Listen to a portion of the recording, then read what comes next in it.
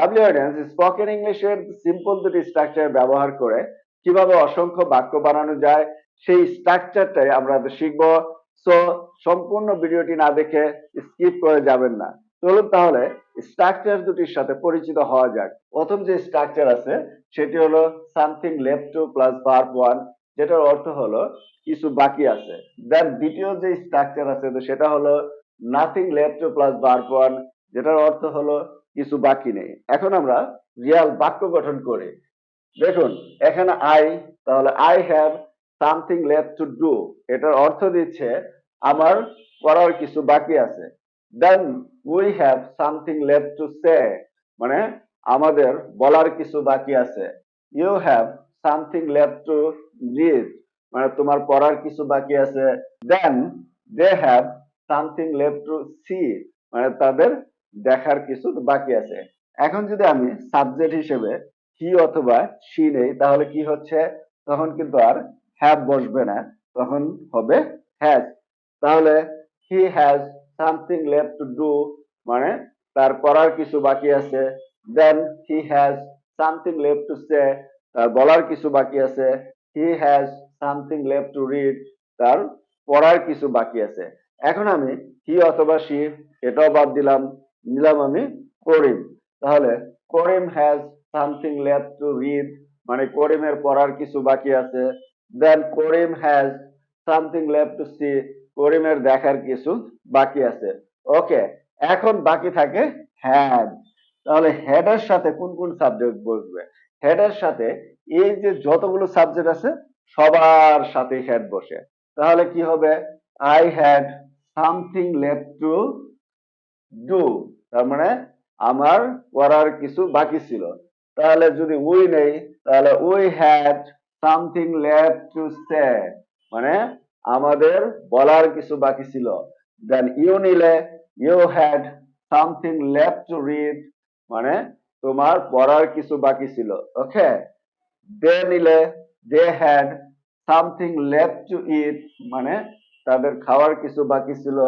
দেন এখন যদি আমি হি অথবা সি নেই, তাহলে কি হবে, he had something left to do, মানে তার করার কিছু বাকি ছিল। ওকে, করিম নিলে Karim had something left to see, তার মানে করিমের দেখার কিছু বাকি ছিল। পরিবর্তনগুলো খেয়াল করেছেন তো? এখন আমরা তো প্র্যাকটিস করলাম সামথিং লেফট টু দিয়ে, ওকে, যে কিছু বাকি আছে।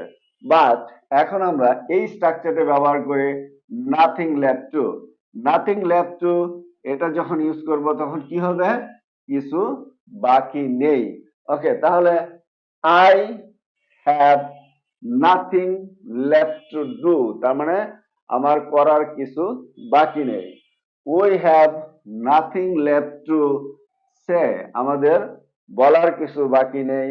You have nothing left to read, তোমার পড়ার কিছু বাকি নেই। They have nothing left to eat, তাদের খাওয়ার কিছু বাকি নেই। ওকে, দেন যখন হি অথবা সি আসতেছে তখন হয়ে যাবে has.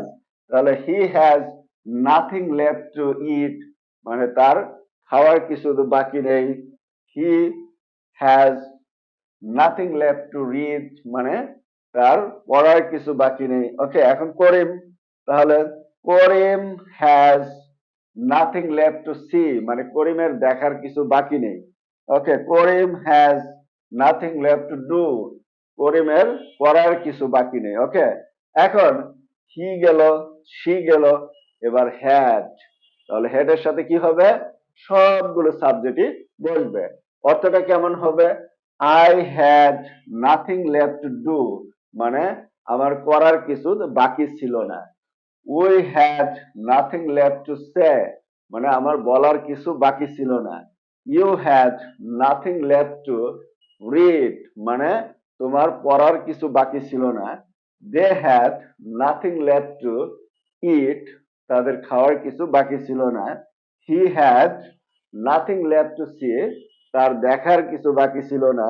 Karim had nothing left to do, করিমের করার কিছু বাকি ছিল না। তাহলে অবশ্যই আপনারা পার্থক্যগুলো বুঝতে পারছেন এবং অর্থগুলো বুঝতে পারছেন যে সামথিং লেফট টু এটার অর্থ কি হচ্ছে আর নাথিং লেফট টু এটার অর্থটা কি হচ্ছে। অবশ্যই মনে আছে যে সামথিং লেফট টু এটার অর্থ দিচ্ছে কিছু বাকি আছে, আর নাথিং লেফট টু এটার অর্থ দিচ্ছে কিছু বাকি নেই। লাভলি অডিয়েন্স, আপনারা চাইলে ভার্ব চেঞ্জ করে করে, সাবজেক্ট চেঞ্জ করে করে আরো অসংখ্য বাক্য গঠন করতে পারেন। এবং আপনাদের দৈনন্দিন জীবনে যখন এই ধরনের কথাবার্তা আসে যে আমার করার কিছু বাকি আছে বা আমার করার কিছু বাকি নেই, সেই ক্ষেত্রে এই দুটি স্ট্রাকচার আপনারা ব্যবহার করতে পারেন।